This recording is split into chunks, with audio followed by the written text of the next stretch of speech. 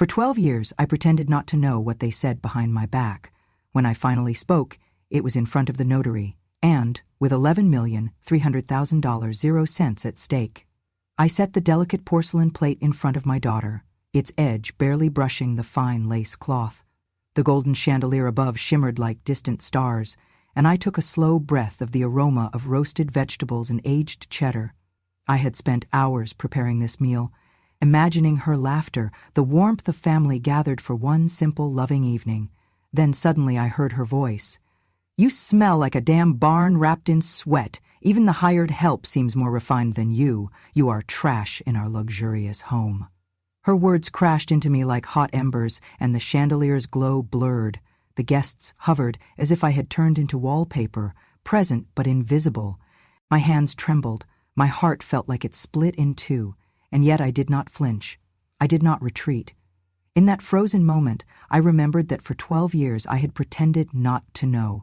The whispers behind closed doors, the crushing remarks disguised as jokes, the way I was edged toward irrelevance. I had lived through it with a quiet endurance, telling myself that love required patience, but love has no place for contempt. Before we continue, if justice deserves celebration, smash that hype button. Let us keep stories like this alive, echoing far beyond the basement. Your support helps us bring understanding and love to those who deserve it. Thank you so much. Keep listening. Still, her voice cut through again. Do you even realize how pathetic that sounds? Watching you shuffle around, cooking meals we don't appreciate. We built everything without you, and you keep clinging. You are old. You're worn. You're optional. I folded my fingers together, steadying myself as the world spun a little slower. Those words, optional. That was her final verdict. My vision cleared. I could smell the roast beef, the laughter still hovering despite the chill of her words. But I felt no flame of anger. Instead, I felt something solid settle inside me. Resolution. I rose from the table with trembling calm, ignoring the gasps and murmurs. Each step toward the hallway echoed in the hush. I opened the door to my bedroom, hands trembling, not from fear, but from determination. Beneath the bed lay a plain wooden box, hidden years ago, gathering dust. My pulse thundered as I lifted the lid. Inside, nestled in velvet, were the investments I had quietly made. Stocks bought on the day her eyes first lit up at the thought of going to college. The estate documents and subtle paperwork I had arranged after selling a modest parcel of land when prices soared unexpectedly. And the prototype plans for a new redevelopment project I had bankrolled, shaping things while remaining silent. Over the years I had invested quietly, each small betrayal planting a seed. I sold an acre when the market spiked, bought stocks in a small tech company that bloomed, and let my land lease out for renewable energy. No one ever asked about my accounts. No one ever cared. And so I built, silently, into millions. Not to reward cruelty, but to remind myself I was still capable of creating something meaningful, even if it wasn't love. I closed my eyes and pressed my fingers to those papers. And they'd never asked what I was doing in silence, but one day they'd find out, because this wasn't charity, it was preparation. And if they thought they could cast me aside without consequence, if they thought silence was weakness, they had not accounted for a woman who knew precisely when to speak, and where. They had not met me today. There was a time when the whole town cheered my name. I still remember the scent of hay and homemade lemonade in the summer air, the ribbons tied into my hair with my mother's trembling hands, and the way my boots clacked against the wooden stage at the county fair. "Nebraska Farm Queen, 1961, the announcer boomed, and the little crowd of neighbors and classmates rose to their feet. I wasn't crowned for beauty, not in the usual sense. My nails were chipped from helping fix the tractor. My smile was crooked. But I had driven the longest plow route, raised a litter of orphaned calves, organized the most successful pie auction for the local orphanage, and read bedtime stories at the children's hospital twice a week. They didn't vote for a face. They voted for grit, and in those days, grit was something you wore with pride. When my daughter was born, I named her Lily, after the white lilies that bloomed in the backyard after my first real harvest. I thought she would inherit the soil in her hands and the sun in her laughter. And for a time she did. As a child, she used to help me knead bread and gather eggs. She'd call me Queen Mama when we wore aprons together. She loved to ride the tractor with me until she was old enough to notice we didn't have what other kids had. It started slow.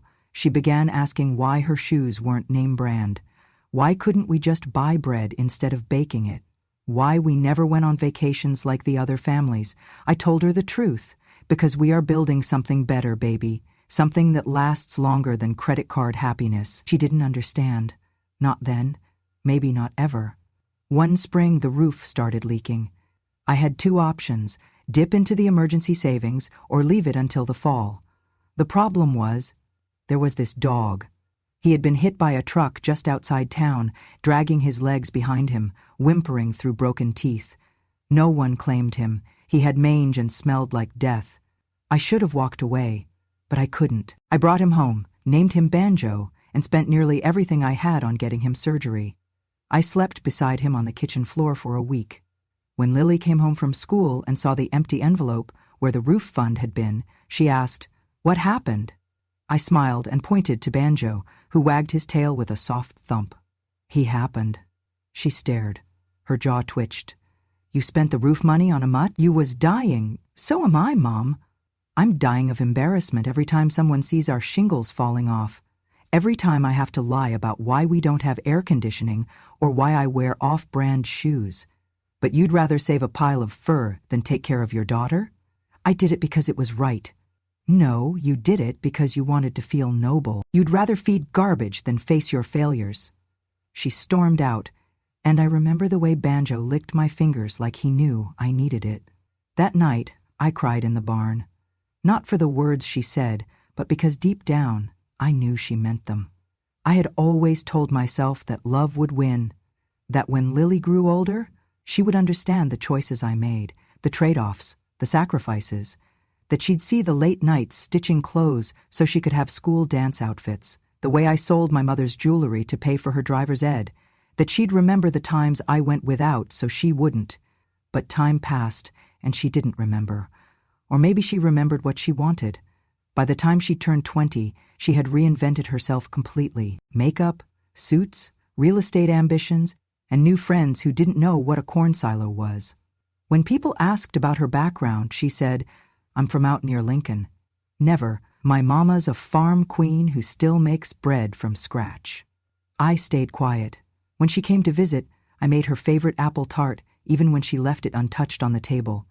I ironed her clothes when she forgot. I gave her my car when hers broke down, and took the bus for 4 months so she could get to her internship on time. When she got married, I offered to help with the dress. "I don't want it to look homemade," she said. "No offense." None taken. I stitched a handkerchief instead, white silk with her initials sewn into the corner in gold thread. She left it on the hotel nightstand after the reception. And yet, I kept loving her. People said I was a fool. They weren't wrong, but what they didn't see was what love feels like when it's quiet. When it doesn't announce itself with fireworks, but shows up anyway, with bread at the door, with arms that stay even when you're invisible. 12 years. That's how long I let it continue, the polite insults, the parties I wasn't invited to, the family gatherings where I was seated in the kitchen with the caterers, the looks, the snickers, the way her husband would say, "Don't worry, she won't understand," right in front of me, as if I had gone deaf, or worse, dumb. And maybe for a while, I had. Maybe grief turns you silent, not because you're weak, but because you're saving your voice for the right moment, because when you finally decide to speak, you'll be heard. So I waited. I folded every insult like a letter I would reread someday. I banked every moment of being overlooked, underloved, and quietly betrayed, because I knew the day would come when they would gather, expecting a gift, and I would be the one holding the pen. It took me 3 days to make them. Soft chestnut leather, stitched by hand with the kind of care only a mother could offer. The kind you cannot buy in stores, not even the designer ones my daughter worshipped. The soles were padded with leftover lamb's wool from an old coat, and the edges were reinforced with double thread to keep them strong, season after season. They were simple, yes, but elegant in their own right, and I made them for her. Only her. She had just returned from a business retreat in Aspen and complained about how cold the tile floors were in her new house, so I thought, maybe these would help. Maybe it would be a small bridge back to something warmer between us, a quiet reminder that I still listened, that I still remembered. That morning I placed them just under her chair at the breakfast table, the way I used to when she was little. She had not yet come downstairs. Her husband scrolled through his phone. Her 2 boys, my grandsons, slouched over cereal bowls. I made eggs. No one asked me to, but I made them anyway. When she walked in, I smiled. "Look under your chair, sweetheart." She frowned, pushed the chair back and looked. Her face tightened. "Oh my God," she muttered, lifting the slippers like they were disease samples. "Did you make these?" I nodded. "You said your feet were cold. They're lamb's wool lined." She cut me off. "I said it in Aspen, not here. I don't need handmade farm shoes in this house." Her voice wasn't raised. It didn't need to be. It sliced just the same. Her husband chuckled behind his mug.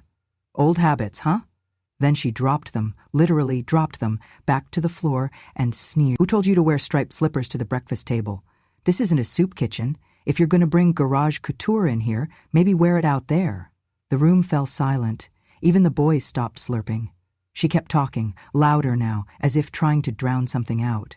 "Honestly, Mom, it's weird. You keep trying to insert these pathetic little gifts, like we're still living in some dusty farmhouse with chickens in the yard. But this is my home, my space. And these," she kicked the slippers with her heel, "don't belong." I stood still. My hands were wet from washing dishes, and I didn't bother drying them. I looked down at the slippers.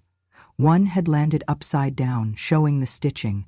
I could still see where I pricked my finger sewing the side seam, the faintest dot of blood, invisible to anyone but me. My daughter turned back to her coffee. Her husband resumed scrawling. The boys looked at me, wide-eyed. I bent down, slowly. My knees ached. I picked them up, not like a servant, not like a thief, like a woman retrieving something sacred from a place it never should have been dropped. I didn't cry, not then. I simply walked to the laundry room and placed them gently in the basket of clean towels under a folded sheet. Some things deserved softness, even if the world forgot how to give it. Back in the kitchen, no one spoke to me. They moved on. Her husband laughed at something on his phone. The boys resumed eating. She took a call and walked away. And I stood there, in my own daughter's home, feeling like an intruder in a life I helped build. A week later, I noticed she had bought cashmere slippers from a boutique downtown, nearly identical in shape, just without my thread, my hours, or my heart. She showed them off to a friend during brunch. "These are imported, limited run, hand-stitched by this designer who only makes 12 pairs a year." She said it proudly, like she had discovered the concept of warmth, all by herself.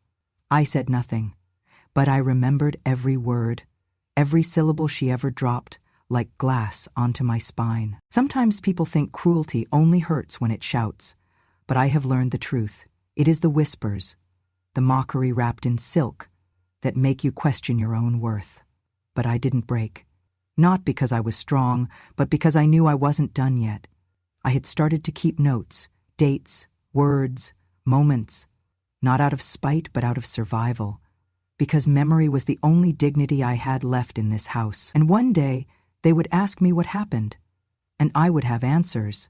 That night, I took the slippers back out from under the towels.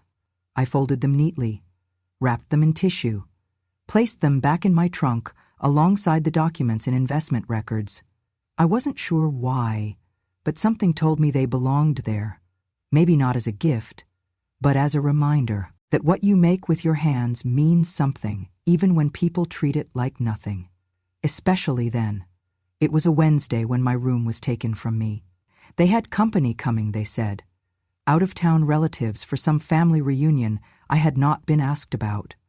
The house would be full, bustling with cousins I had not met in years, and friends of the family whose names I could no longer place. Lily, my daughter, was bustling with excitement, arranging catering and hiring a decorator to transform the living room into some kind of southern rustic vision. I stayed out of the way. I always did. I helped polish the silver, laid out the napkins, and dusted the windowsills. I didn't need a place at the table, just a place to rest. That evening, after dinner, Lily's husband, Mark, cleared his throat. "So, Nadine," he began, the way someone might begin breaking bad news to a dog. The guest rooms are filling up fast. We're going to have to do a little reorganization. I looked up from the crossword puzzle I was working on. Of course, let me know how I can help. He hesitated. Then my daughter stepped in. Her smile was tight. Mom, we're giving your room to Aunt Carla and Uncle Dean. You'll be in the garage. I knew how cold Nebraska nights could drop below freezing. They did not scare me. What scared me more was the words that had already done their work. The pencil slipped from my fingers. I blinked. The garage? It's just for a few nights, she said quickly, her voice firm, like she had rehearsed it. We'll put a cot in there. You'll have space. Quiet. It won't be too bad. I tried to breathe. But the garage, it's not insulated. It gets to 30 degrees at night. Mark interjected, this time without any pretense. Still warm enough to keep from freezing, Nadine. I looked at them, my daughter, my son-in-law, and in that moment I saw not family, but strangers who had mistaken my silence for weakness for too many years. But I'm not a guest, I said, almost to myself. That's why we're asking, Lily replied.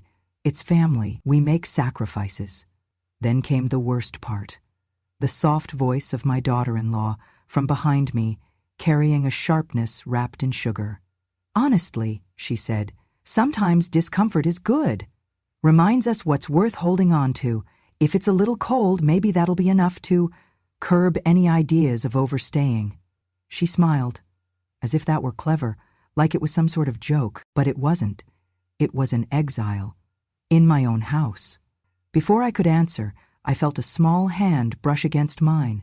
My granddaughter, Ellie, stood next to me, her face pale, eyes wide with confusion. She opened her mouth as if to say something, anything, but her father, my son, tugged her away by the wrist. Come on, Elle, grown-up talk. She looked over her shoulder as she walked down the hall, eyes locked with mine, and in that glance, I saw the unspoken apology of a child too young to stop cruelty, but old enough to recognize it. Later that night, I sat on the cot in the garage, wrapped in an old quilt. The walls were unpainted. The floor was hard concrete. A water heater hissed every few minutes, like a whisper, reminding me I was not supposed to belong here. I stared at the ceiling, counting the gaps in the insulation, and realized there were none. Because there was no insulation at all. They gave me a cot. No heater, no bedside table, no lamp. There was a single extension cord running from the wall to a battery-operated lantern that flickered like it too wanted to leave. I didn't cry. I didn't rage. I sat still listening to the muffled laughter from inside the house, the soft music, the clinking glasses. My room, the one with the handmade quilt I sewed 30 years ago, was occupied by people who never asked my name. That night I remembered something my grandmother used to say. When people forget your worth, do not argue, just leave the table. But don't forget to take the silverware with you. So I reached under the cot, to the same suitcase I had packed and repacked 100 times in my head over the years. My documents, the plans, the bank statements, the video files. I checked them again, not because I doubted, but because I knew the time was getting close. They had taken my room, but they had not taken everything. And I was done waiting to be offered crumbs. I would speak, but not yet. Soon. Very soon. I told them it was about the house, that I was getting older, that taxes were complicated, that I didn't want to die and leave a mess, that the time had come to arrange things properly. The word inheritance always got their attention. I scheduled the meeting at the notary's office, neutral ground, free of floral wallpaper and judgmental eyes. I made sure they all got the invitation in gold-letter envelopes. Lily and her husband Mark, my son Todd, his wife Jenna, even Ellie, who was finally old enough to wear high heels and frown like her mother. They showed up early. That's how I knew they thought it was about money. Mark wore a suit. Lily smiled too wide. Jenna had brought baked goods. The notary, a tall, thin woman named Grace with a steely professionalism, welcomed them with practiced warmth. She motioned to the polished conference table where folders lay neatly stacked. I sat at the head. "Thank you all for coming," I said, hands folded. "This won't take long." Lily leaned forward. "We just want what's best for you, Mom, truly." Mark nodded. "If simplifying things now avoids a mess later, it's wise." I smiled. That's exactly what I thought. Grace opened the first folder. Per Mrs. Nadine's instructions, she said, we are here to certify and witness the signing of a property transfer document. But before we proceed, Mrs. Nadine has requested to read a personal statement aloud. I stood. Every eye turned to me. I held the paper in my hands, but I didn't need to read it. I knew every word. I've spent the last 12 years pretending not to hear what you said behind my back, I began, my voice low but steady. I pretended not to hear when you called me a burden, when you mocked my cooking, when you whispered that I'd lost my mind. I pretended not to notice when you took my room, laughed at my clothes, dismissed my love, erased my name from family photos. Lily shifted. Mark's jaw tensed. Jenna blinked, confused. I continued. I was quiet not because I was blind, but because I was watching. And because I was building. Building something none of you ever asked about. Something you all assumed I was too old, too simple, too irrelevant to manage. I looked at Grace and nodded. She pulled out a separate folder, one none of them had seen before, and began reading. I had turned small savings into something far greater, quiet investments, a hidden portfolio. What they called just Grandma's stash became enough to change everything. By the authority of the state of Nebraska and in the presence of legal witnesses, Mrs. Nadine hereby declares the transfer of all assets totaling $11,300,000 0 cents, including property, investments, and savings, Lily gasped. To Miss Lan Pham, Grace continued, the sole beneficiary named in this irrevocable living trust. It was like a time split. Lily leapt to her feet. Who the hell is Lan? I turned to her. Lan is the only person in that house who ever asked me if I was hungry. She's the maid, Mark barked. This is insane. She is kind, I replied. She remembers my birthday. She folds my laundry with lavender. She offered me soup when you left me in the garage with no heat. Jenna looked around, trying to understand what was happening. Todd's eyes went wide. Ellie's mouth fell open. But the house, Mom, that's our family home, Lily shouted. It was my home, I said, until you turned it into a showroom. You can't just give it all away, Mark growled. We've put years into managing your things. You mean managing me? I corrected. And I no longer require your management. Grace slid the papers forward. It is all legally binding, she confirmed. Witnessed, notarized, and recorded. There is no revocation clause. Todd slammed his hand on the table. Mom, please, let's talk about this. This is family. I turned to him. You didn't say that when you pulled Ellie away from me, when you stood silent as your wife sent me to the garage. He went pale. Ellie whispered, Grandma. I softened my voice. You are young, my dear, and I hope one day you'll understand what it costs to stay silent. Lily was crying now, ugly, red-faced tears. You're ruining everything. For what? A woman who wipes countertops? No, I said. For a woman who saw me. Mark looked at Grace. This isn't over. Grace raised a brow. Legally, it is. I stood and placed the original statement in my folder. I asked you all here not to punish you, I said, but to finally speak after 12 years of pretending. I don't need your approval. I needed the truth to leave my lips while I was still alive. Lily sobbed. I was trying my best. You were trying to inherit, I said gently, and you failed to love.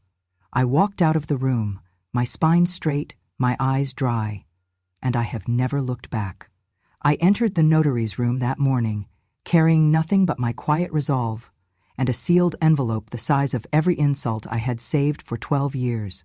The table before me was polished and reflective, guests seated in stiff chairs, Lily, Mark, Todd, Jenna, even Ellie, who sat clutching her phone, as if afraid it would disappear. Grace the notary cleared her throat, folding her hands over the document in front of her.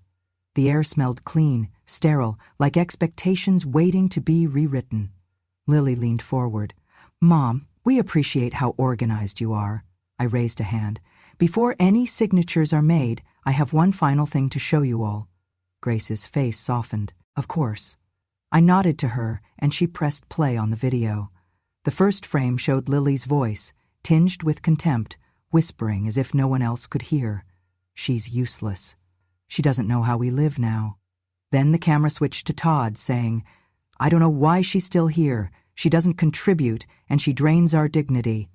I felt the floor still under my feet, but my heart was very still. The video continued, edited seamlessly by me in quiet hours when they did not think I was watching. Lily mocking my cooking. You'd think we live in a barn. My outings to the market. Her accent makes us sound like backwoods. My clothes. She dresses like someone stuck in the 50s. Mark, laughing with his friends. She's dead weight, I swear. Every word, every sneer recorded. The room turned colder. Lily's mouth parted. Mark's hand froze over his wineglass. Jenna's cheeks flamed pink. Ellie's eyes welled. It was public humiliation, but not without purpose. Each word was a mirror, held under fluorescent lights. Silence filled the room, heavy and unbroken. Grace paused the video and looked at me. I have something to say, I said, voice steady. You all expected a signature today, maybe a gesture of goodwill. But goodwill was paid forward years ago, when I raised you with love, when I stitched your dresses, when I gave you every ounce of me. I stood taller. Now, all you see is a ghost, but I am very much alive. Lily's voice cracked. How could you do this? I did not do this. You did this, I replied. Every word was collected so that when I finally spoke, it would matter. Todd rose. This is cruel, Mom. This is accountability, I corrected softly. Mark looked at Grace. Is this legal? Grace exhaled. Yes. In our state, one-party recording is allowed, as long as it's not manipulated to mislead. It had not been. It was raw and real. Lily sank back into her chair. Jenna dropped her gaze. Todd clenched his fist but said nothing. Ellie stood. Grandma, she whispered. I'm so sorry. I watched her go, my heart cracking, but also healing, because real healing begins when truth is no longer denied. I walked out of the room. I had held my silence long enough. Now there's no room left for echoes of mockery, only the truth, and the sound of new steps taken in the light. They thought the story had ended when I walked out of the notary's office. They stared at the door, mouths slightly open, not daring to hope I'd remain gone. For a moment, they returned to their shocks and excuses, until the nightly local news broke their silence. An exclusive. The legacy fund founded in love and defiance. The camera panned to the small office above the antique store, where Lan, our former housekeeper, stood beside me. We were both in simple dresses, my hair tied back, not a hint of regret in my eyes. Lan spoke first. Mr. and Mrs. Turner, they asked me to pass along Mrs. Nadine's message. She held back tears. Mrs. Nadine has created the Legacy Fund to support women over 60 who have been abandoned or left behind. She wants them to receive housing, caregiving, companionship, because no one should ever say they don't matter. My daughter's face was on the screen. She looked pale. Mark's jaw was slack. Todd and Jenna had their hands over their mouths. Ellie watched with wide eyes. The interviewer leaned forward. Why her, Mrs. Nadine? I looked at Lan. She was told she was garbage, that she didn't belong, but then she gave her life to building something here, so that's what this fund is. Memory turned into action. The news anchor ended with, in a world that applauds revenge, this woman chose gratitude. Her legacy begins tonight. It trended immediately. Nadine Legacy started to flood social media. People shared stories of elderly mothers and aunts forgotten in nursing homes, of daughters who left, of quiet sacrifices unrecognized. Advocacy groups, charities, even local businesses reached out to help locate eligible women. Meanwhile, my family's phone blew up, but not in kindness. Lily posted live on richgirlfashion.com, tears streaming. Mom, please, this was supposed to be about the house. I'm so sorry. Below, comments flooded in. How do you apologize when you stole her dignity? Actions speak louder than forgiveness. Nadine gave her fortune to help others. What she gave your mother was teaching her empathy. I didn't respond. I stayed off social media. I let my silence follow their practically empty apologies, live in the void where kindness used to be. One day, my phone rang. It was the director of a women's... Nadine, I don't know if you'll remember me. My name is Helen Thompson. When I was a girl, you once visited our town fair to judge the pumpkin entries. You spent time with my grandmother afterward, even though no one else did. You told me, every seed has a soul. God forgive me for forgetting that. She began to sob softly. This fund, this kindness, means everything to me, and the women will know they matter. That night I sat alone in my rocking chair. A letter arrived. Inside, in a shaky hand, were these words: "Thank you for giving me back my pride, a friend." I folded it carefully and placed it in a box where I kept the wooden box of records. I thought again of the words I once taught Ellie when she was learning to whittle wood with me. Kindness is stronger than sharp edges. It turned out to be true. In the following weeks, our town held a fundraising walk, Steps for Legacy. Over 2,000 people showed up, wearing ribbons the color of wheat and sunrise. My grandsons marched, their heads held high. They passed by me, waving, and I realized they now knew I was their grandmother. Not the older woman forced into the garage, but the one who kept her promise to build more than a home. One evening, I stood on my porch as the sky turned lavender. Banjo lay beside my rocking chair, old now but loyal as ever. I whispered, "We did good." He wagged his tail. I closed my eyes, breathing in the cockpit of the farm, more full than any living room gathering I remembered. The next day, I placed a simple sign on the gate: Legacy House, built on love. It wasn't grand, but it was honest, and I'd learned that real legacy isn't inherited, it's given.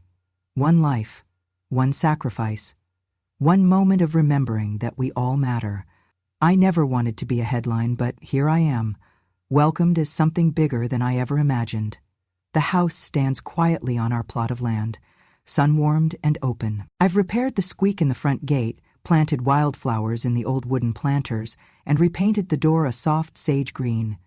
I call it my legacy studio. It's part sewing workshop, part gathering place, part safe harbor.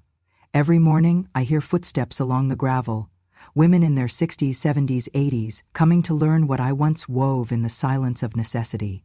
They bring their stories, their calloused hands, their abandoned hope. I teach them how to thread a needle, how to mend seams, how to believe in something again. I call us artists in everyday life. They call me the real artisan, a phrase I never understood until I lived it. They ripple with pride, wearing small pins that read Legacy Maker. And some nights, when laughter echoes through the open windows, I catch a glimpse of light in their eyes, light that has nothing to do with the sun and everything to do with rediscovery. The local newspapers come sometimes, three-piece suits and cameras, but they don't disrupt.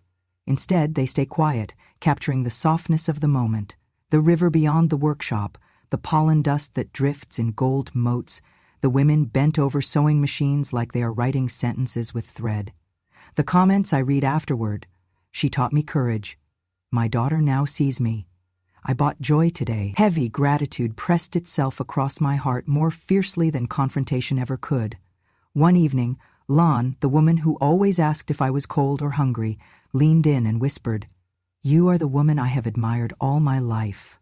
I nodded, blinking back tears. She had never revealed how much she saw, how her own life had been shaped by silent kindness. So, in equal understatement, I said, "And you are my greatest faithful witness." She pressed my hand and walked away before I could say more. The sun was setting when I finally stepped onto my porch, my legacy studio behind me, neat rows of wildflowers ahead. Banjo, older and cuddlier than ever, patted beside me. The air smelled of hay and new paint and possibilities. I wrapped a shawl around my shoulders and settled into the wrought iron chair. The Omaha sky melted into peach and plum, Nebraska's earned grace. In that moment, I did not feel old. I felt like what I had always been, someone who endured, someone who whispered the truth in a world that shouted lies, someone who built instead of colluded. I thought again of the nights I stood in the garage, the humiliation, the hunger for belonging. I thought of Lily's words, of the slippers, of the room they'd taken, of the notary point of Notary.